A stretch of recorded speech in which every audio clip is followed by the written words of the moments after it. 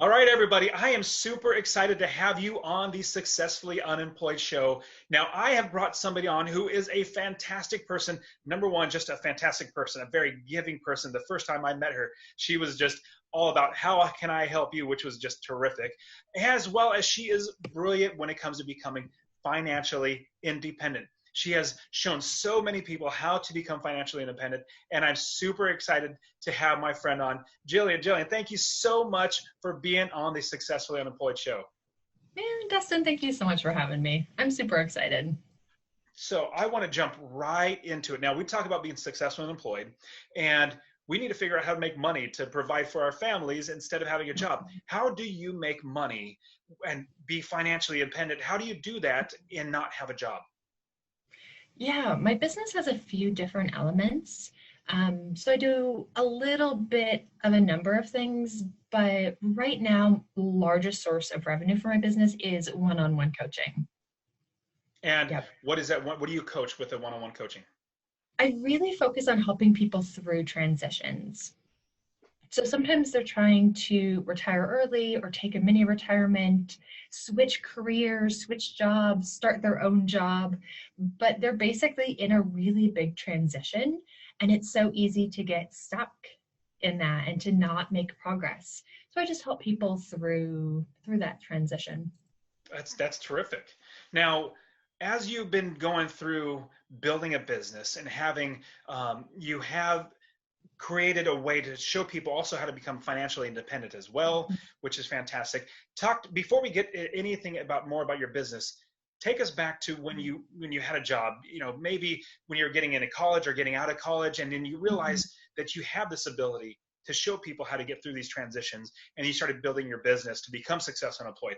Talk to us about what you were doing before that, and then how you got into this. Yeah, I had worked I probably had 10 different jobs. I worked a whole bunch of just really average kind of careers. I was a waitress. I worked at Starbucks. I was a manager there. I did commission sales. I was a youth pastor. I did all these different things. And what's funny is that while they seem very random and none of them were the perfect fit for me, in each job, there were things that I was really good at. There were things I really loved and resonated. And that's stuff that you always raise your hand for. You're like, I can do that part. I can do that part. And you end up taking on more and more of that responsibility. So for me, a lot of the consistencies were I always ended up doing the training. Sometimes I wrote the trainings. I trained all of the new employees. I've probably trained close to 300 new employees between my jobs. I always ended up doing all the hiring. I loved asking the questions. I loved figuring out people's mentality and their behaviors and how that would be a good fit in our company. And then at Starbucks, I wrote people's professional development plans. I loved seeing people grow and change and make progress. It was so exciting to me. And those were the things I was really good at. And then even in sales, I loved figuring out what people's motivations were for this purchase, but also where were they getting stuck? You know, the things that I sold especially are not like tire kicking kind of things. I sold like high-end mattresses and office chairs. Nobody goes for fun to pick out a high-end office chair. Like you're there to buy a chair because you don't want to waste your time. And yet some people struggle to buy a chair. And so it was figuring out what's the challenge here? What's the hesitation? How do I move them forward in the goal that they do want? They do want to leave with a chair. Um, and where are they getting stuck? So when I look back at these seemingly unconnected and random jobs, there were some really common threads of what I loved and what I was good at.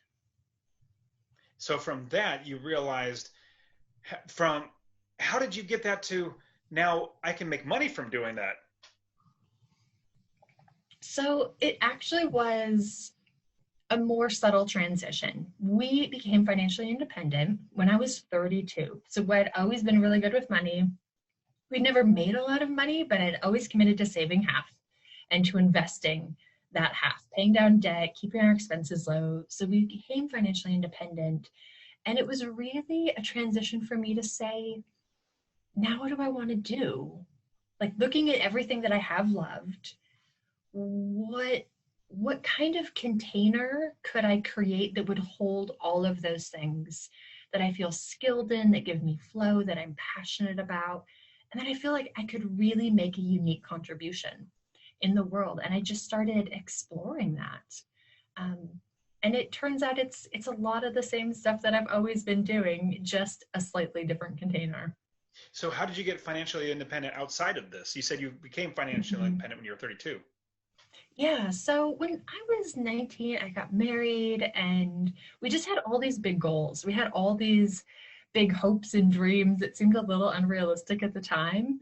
And someone had given me advice to just save half our income, save one person's salary. And it just seemed, I think I think they just said it in kind of an offhanded way, like, hey, if you guys want to have kids in a few years, like this is probably a good idea. One of you could stay home or you could afford daycare, whatever the deal is. And I was like, yeah, I like that idea. We should do that. And I already had this motivation that money gives us more freedom and it gives us more options. And I really liked the sound of that. So that was the path we started on. We started just saving half, paying down our debt, trying to keep our expenses low. We invested in the stock market, we invested in real estate. And by the time we were 32, we had enough income to cover all of our expenses. That is brilliant. Good for you. Now, I wish that everybody would learn that from the very beginning. And I'm literally teaching my kids that right now, every bit, from a birthday present, Christmas present, or we don't give them allowance. It's a privilege to be in the family. And so they don't get an allowance. But if they do anything outside of that, any money that comes in, 10% goes to God, 50% of the whole goes into savings, 20% goes to mommy to pay for responsibilities because they got to learn that there are responsibilities. The last 20% they get to spend. So they don't get the whole 100%, but saving Wow. that 50% is a brilliant idea. Now, I want to talk a little bit about financial independence because you have many different, like real estate investing, you have stocks, you also have businesses, you have ways that bring in money as opposed to having a job. But I love the idea of being financially independent. I didn't think that I necessarily wanted to be successfully unemployed. That wasn't my initial goal from the very beginning. I just wanted to be independent. I wanted to not have to depend on somebody giving me a paycheck, like dangling a carrot in front of my face, saying, keep going, keep going. I didn't want that. I wanted to be independent. So talk to us about being financially independent and what are maybe some starting points or some foundational principles we need to know about being financially independent. It's the math is actually a lot simpler than people might assume. And I just encourage people, my 6 word motto is grow the gap, guard the gap. And the gap is the space between the money you're bringing in and the money that you're spending. So to start, if you don't know what those numbers are, you should know what those numbers are. Like how much money are you bringing in and how much money are you spending each month or each year? And what's the difference between? And you might realize, oh my gosh, I have a negative gap. And negative gaps are very bad. So we want to rectify that. But maybe your gap is $100 a month, maybe it's $1,000 a month. So we focus on growing that gap initially. And that might mean getting a raise or a promotion, starting a side business, starting a side hustle, anything that's going to push that income up. Or we can grow the gap by pushing our expenses down. Paying off debt will push your expenses down. Paying off your car loan will push your expenses down. Reducing your housing cost, reducing your transportation cost, any way you can grow that gap in the middle. And one of the reasons I love focusing on that specific number is that there's like 100 different ways that you can grow the gap, either by pushing income up or pushing expenses down, and kind of optimize for whichever one you feel like you have more opportunity in. Some people are like, I just can't make more money. Maybe you can lower your expenses. Some people feel like my expenses are so low, there's no way I can lower them. Maybe you can grow your income. So growing the gap. And then the second part is guarding the gap. And it's taking that gap and using it wisely. Because what often happens, especially in America, is people develop a gap, a $500, $1,000 a month gap, and they go, sweet, let's buy a bigger house. Sweet, let's buy a new truck. Let's go on a great vacation. And they don't guard it. They just consume the gap. So guarding it could be paying down your debt. It could be paying down your house. It could be starting to invest in the stock market, starting to invest in real estate, starting to invest in a business, are all ways that you can really guard that gap. And if you can just do those two things, as simplistic as it sounds, uh, that's kind of the whole shebang. I love the way you boil it down because as I usually, if somebody asks me, well, how do I become financially independent? I go through a whole lot of other things, but the way, like cut your expenses, increase your income, start saving for investing, and a bunch of other things on top of it, get out of debt. But I love the way you explain it is grow the gap and guard the gap because it really just makes it really simple because you want to have more money in your pocket as opposed to coming out. If it's coming out, then that's a whole nother thing. Like if you're going into debt, we need to work on that really quickly. But growing the gap and guarding the gap. Now, once you have that gap, you have that now, and you say, just because I have that gap, I can't become financially dependent because I still have to have my job in order to pay my expenses. Or how does that play out to where you can now be financially independent with that gap? Yeah, so part of guarding the gap is putting it in good places. And that might be buying rental properties, and those would eventually create passive income for you. It might be a business venture that would create some income that is passive or that you could sell that business. If you invest in the stock market, the general rule of thumb is that you can pull 4% of your total investment. So if you have $100,000, you can pull $4,000 a year forever. If you have $1 million, that would generate $40,000 of income.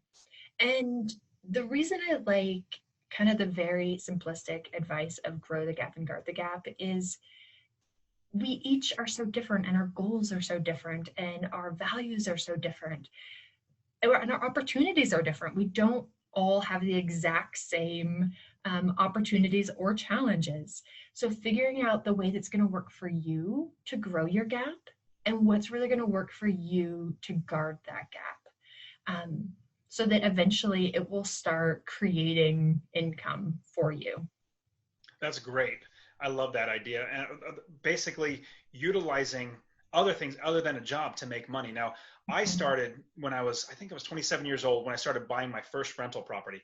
But before that, I was starting businesses. I had a skateboard manufacturing business. I had a convenience store, a pizzeria. I have a graphic design company. I even delivered newspapers when I was 13 years old because I was just that type of a doer, entrepreneurial minded. But I found that real estate for me was one of the easiest ways to make money, and I made so much money doing it. But I think you hit the nail on the head. You have to grow the gap and you have to also guard it. And in doing that, you now have financial independence if you have that money coming in. Now, let's talk about staying financially independent because we can get there. But I've heard of other people say, hey, that term financial or FIRE, being financial independent, retire early. Some people sadly have to go back to work, which, oh, well, I always can. If worst case scenario, I need to go back to work, I absolutely can. It's not a defeat or anything like that. I need to do whatever it's going to take to provide for my family, putting a roof over their head, making sure my wife can stay home and homeschool our kids and my kids are fed. That's the only thing I care about. If I need to go back to work, oh well. Now let's look at how do we make sure we stay financially independent and that when we do retire early, become successfully unemployed, that we don't have to go back and get another job. I think it's a matter of doing what's right for you and for the whole family in any given year. So I never really felt super comfortable with the idea that we retired early. Initially I said, we're taking a 1-year mini retirement. Then I was like, actually, that will be a 2-year mini retirement. And now it's been 4 years since either of us had a 9-to-5 job. But honestly, each year we just look at it. We examine each year for itself and say, what's the best thing for me this year? What's the best thing for my husband this year? What's the best thing for our kids this year? And there's no right or wrong answers. It's not success or failure to learn and to apply that knowledge to your future plans. Like, that's a smart thing to do. And so I think it is important to continue to learn and examine that. Like, is it working financially? Is it working emotionally? Is it working socially? Some people really struggle without having any sort of structured work or contribution or purpose. Like that is so core to our happiness. And they think, well, I'll just find a volunteer gig. Finding a meaningful, challenging, fulfilling volunteer job is just as hard as a paying one, if not harder. I've helped a lot of people through that transition. It is not as easy as we assume it will be. So finding, think about it like a container that can hold all of those ingredients. That container might be entrepreneurship. It might be volunteering part-time. It might be running a little side business. It might be consulting. It might be, I know some people, especially in the medical profession, who do like the 12-week rotations. And they work 12 weeks a year in different places, and then they're off the other rest of the year. And it's just figuring out what works for you financially and kind of emotionally, mentally.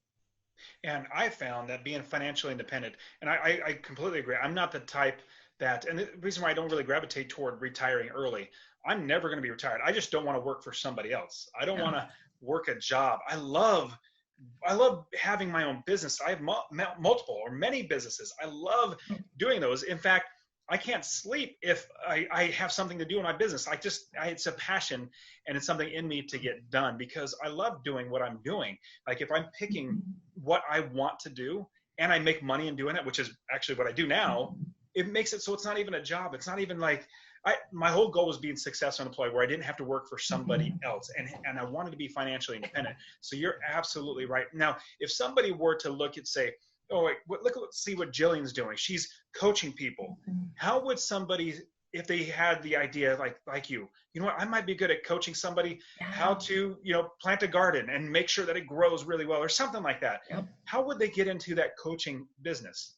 Yeah, I love this. I'm so passionate about it because I think we should all have some sort of passion project, whether it creates no income or a little bit of income or ridiculously a lot of income.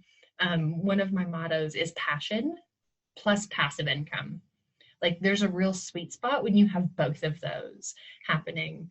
And so for coaching and really honestly, any kind of business, anything you want to start, I'm a test and scale kind of person. And for the YouTube people, I have a picture.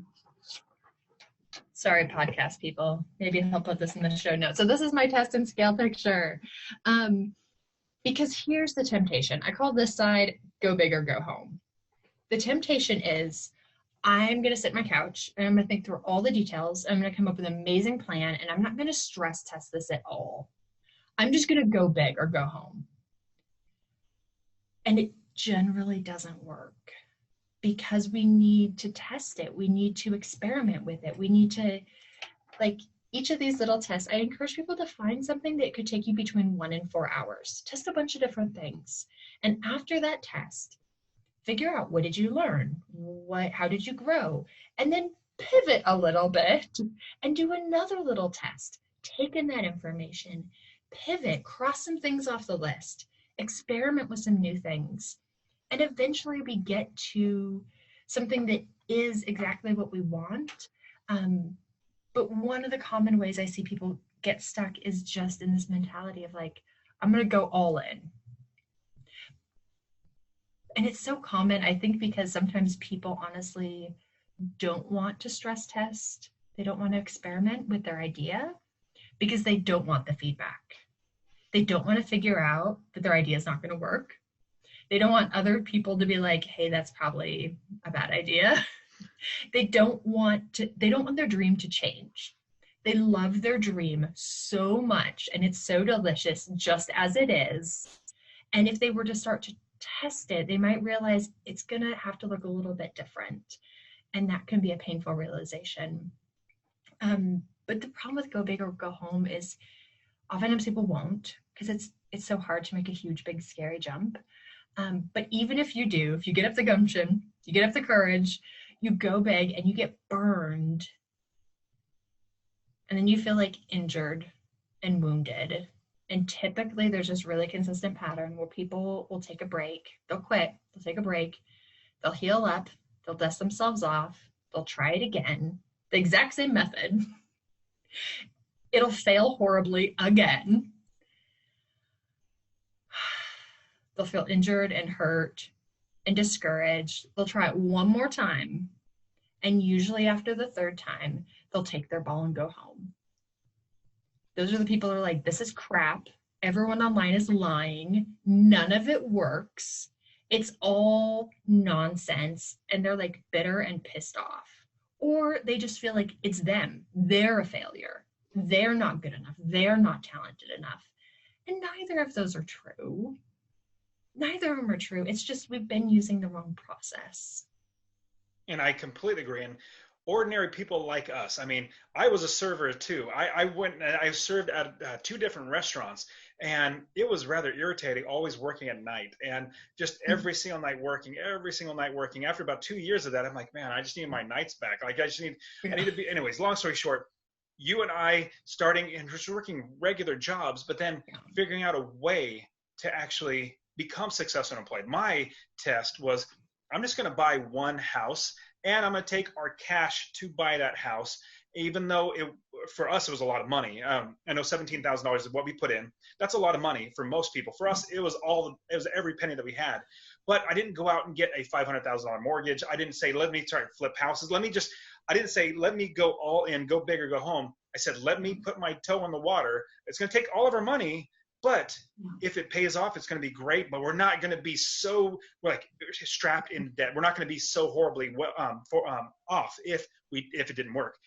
Praise the Lord, it did work. Everything worked out great. I have 30 plus properties now. I literally don't have to work. I just do podcasts like this because it's fun. We get to talk to great people like you.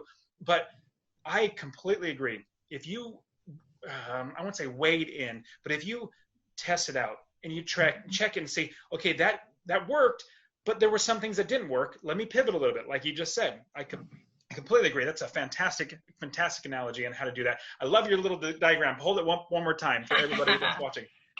So on my screen, that's on the right-hand side. You don't want to do the go big or go home where you actually fail multiple times. On the left-hand side, you want to test and then scale.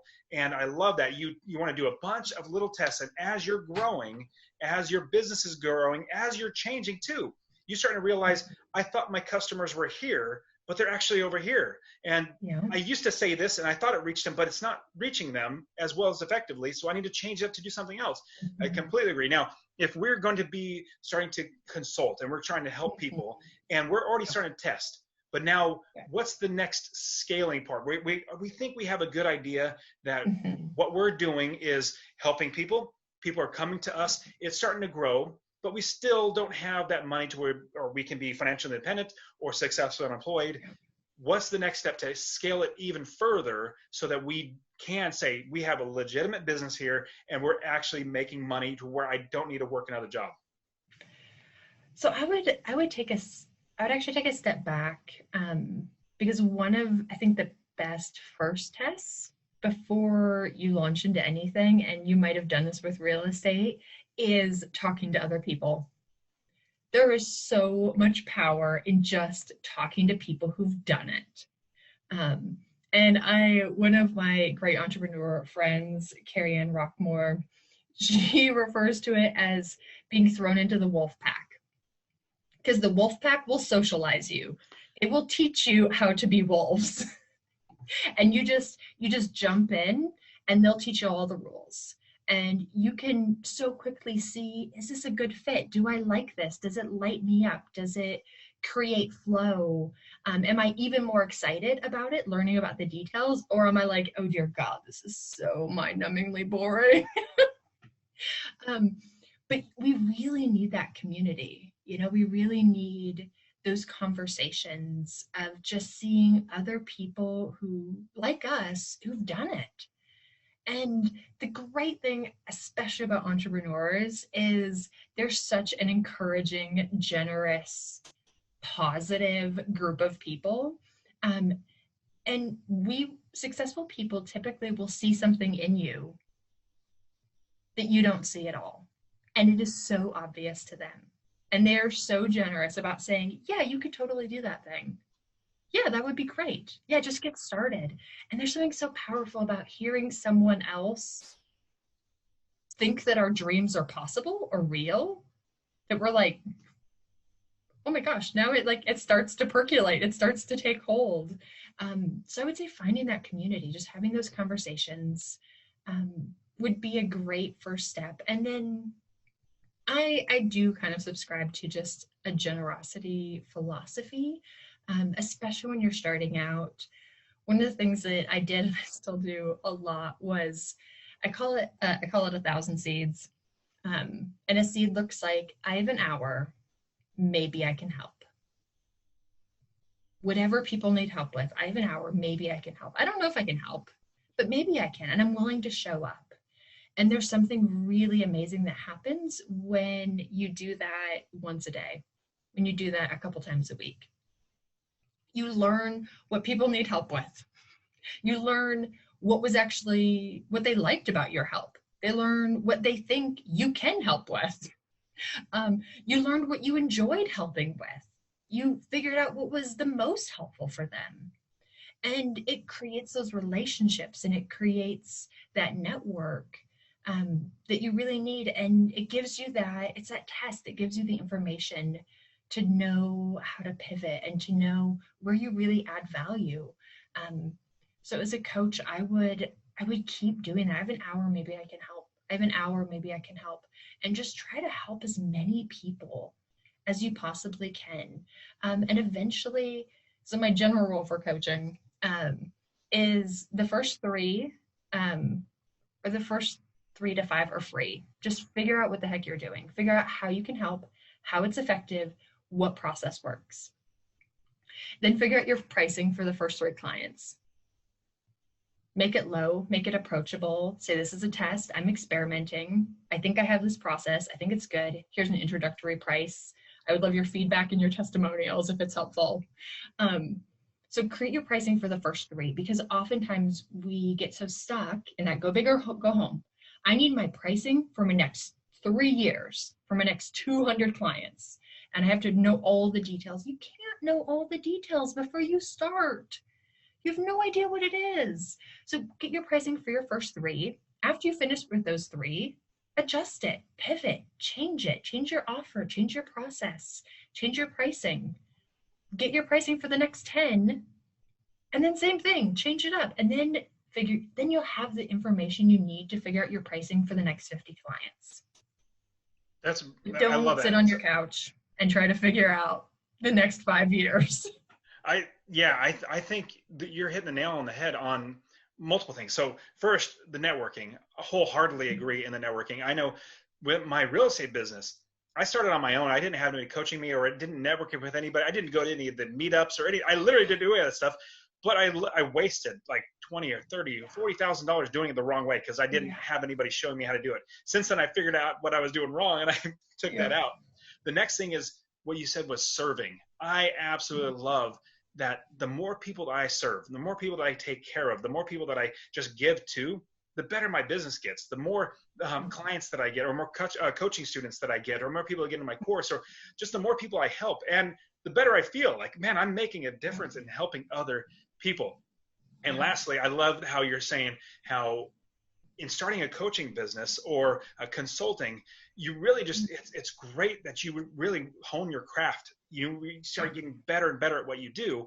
And it could be, hey, I'm starting with you for free. Like, as long as you let me to work with you, it'll be for free. Give me a testimonial, and it's going to help you in the long run. So I think those are some fantastic ideas on how to get started. Now, if somebody doesn't know exactly what they can coach or teach on, how would you suggest somebody would figure that out? I have another picture. Oh, all the YouTube people are going to be like, what the heck? I mean, all the podcast people. Let me see here. So, but if you are listening to the podcast or the YouTube, I actually have a 10-day free course, and I have little videos explaining all these ideas and like the handout. So not all is lost. It'll kind of walk you through them step by step. But this little exercise I call my superpower exercise. And this is so helpful. So I start with the stuff outside of, this is our circle of capabilities. So imagine a big circle and imagine an X way outside of it. This is stuff we should not be doing. And I have just people list that out. What is something that takes a disproportional amount of your time or a disproportional amount of your energy? It might be emails, it might be taxes, it might be cold calls, it might be managing people, hiring people, firing people, research, whatever it is. What should you not be doing? Disproportional time, disproportional energy. Inside the circle, the X on the very edge is stuff that you're just okay at. It's fine. It's average. Like, not amazing, not horrible. You can get it done. That's cool. And then you have this one little circle inside your circle of capabilities that are your superpowers. And I break those down a few different ways. What are the areas that you have deep knowledge in, that you're very proficient in? What are the things that create flow? What are the things, especially, that really match your tendency, your personality? Some people have, like, they love organization, or they love teaching, or they're very detail oriented, or they're very creative. And I have people look back across all different areas of their life, because this is one of the tips I learned from interviewing a whole bunch of different people and hiring a whole bunch of employees. The best indicator of future performance is past behavior. Whatever you were good at before is pretty much guaranteed what you'll be good at going into the future. So just listing all of those different things. What's your skill set? What's your deep knowledge? What's your flow? What things are you passionate about? What things fit your tendency and your personality? Even if it's like you volunteered, you did it in your family, or some people are the people who always organize their family vacations. There is a skill set in there. And just looking at that and then starting to say, I have an hour, maybe I can help. Of that list, you have 100 things. What do people ask for your help with? What is most helpful for them?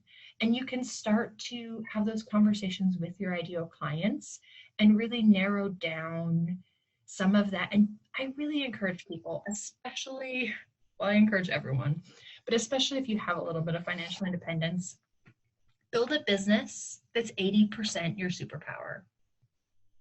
That either you don't have to do this, or you can hire someone else to do this stuff that's way outside your skill set.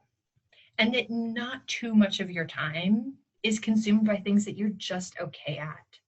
Because the reality is, in our superpowers, we just go 4 times faster, 4 times further than the average bear. Like, it's just easier for us than the average person. And what are those things for you? Those are fantastic pieces of advice. And that's something we're going to have to be introspective and see. And I love how you gave an example, or not example, a principle. Future performance is also based on past experiences. Like, what are you good at in the past? I mean, it could be, if you're a teacher and you're teaching something, like in high school, like you're teaching, like, say, how to do woodworking or something, like, literally take that and teach that online too, and start a whole nother business doing that online. That could be another way. Or if you're doing engineering, you're teaching engineering, literally teach that online. There's so many more people that can actually, anyways, there's so many great things. Whatever you're good at, more than likely, I'm going to say it's a safe bet that other people would want to learn from you. No matter if you're like at a 2 out of a 10, there's still people that are starting at a 0 or a 1. You could be teaching them as you grow to be a 10 at whatever it is that you love. You'll be growing and teaching along the way, and you're documenting as you go. That's a great way to have a business and coaching. So, Jillian, you give us so much great information. I love your drawings too. I love them. So you guys need to check out the show notes page and watch the YouTube video so you can see what they look like as well to help you. Now, Jillian, I want to jump into the rapid fire round. Now, in the rapid fire round, we're going to be asking some questions that are good questions that are going to get you to thinking, but they're not be too tough. So let's jump in the first one. Okay. As we become successful and employed, we're not working 40 plus hours a week or 50 or 60. We have a little more time to give back because we're independent and we can. How are you making the world or the people around you or your family a better place because you have more time in your life? Yeah, 2 of my biggest things. One, I serve on the board for the Choose Fi International Foundation, which is really out there to promote financial literacy. And I kind of manage the speaker bureau. So it's like my personal mission to get personal finance speakers in every event, every company, every organization, every conference. in every town, every community college and military base, just have more people talking about money, because I really believe when we're good with money, it opens up so many more options in our life. So that's one thing I love. And honestly, just my thousand seeds principle. When I worked a full-time job, when my husband worked a full-time job, I had such limited time and mental and emotional bandwidth. I felt like I just lived in this scarcity of like, it was so hard to give half an hour or an hour. And now I try to just be really intentional to plant those thousand seeds. That's great. I love that. And especially, I have an hour. Maybe I can help. I love that. I think that's, you're just helping and helping, helping. Okay. So now next question is, if you were to go back and tell yourself, maybe 20 plus years ago, here's one piece of advice that I want to give myself, what would that be? One of my biggest regrets from my 20s was that I didn't spend enough time or energy or money getting into proximity with people that I found inspiring or encouraging, or that were just doing interesting, creative, amazing things in the world. I just didn't have those people, and I think I was scared to invest in myself, and I wasn't exactly sure how to go about it. But now with like the internet, it's so easy. Like, go to meetups, join Facebook groups, like find a mastermind, create your own mastermind, like go to a conference, hire a coach, like just get around people who are doing the things that you want to be doing, because it's so transformative and powerful. I love that. And it all goes back to relationships. I mean, we've talked about that earlier in networking, but yeah, the more relationships that we have, the more people that we can help, the more people that can help us. I mean, people are really what everything's all about. So the next question is, if somebody says, what, I like what Jillian's doing, she's helping people, give them one piece of advice to get started, getting that ball rolling, because getting started is like one of the harder things. Give them some advice to get started going down the path of financial independence, becoming successfully unemployed. Well, if they want to get started with financial independence, I would figure out what your gap is. That's the first step. Know what that number is, and then start growing it.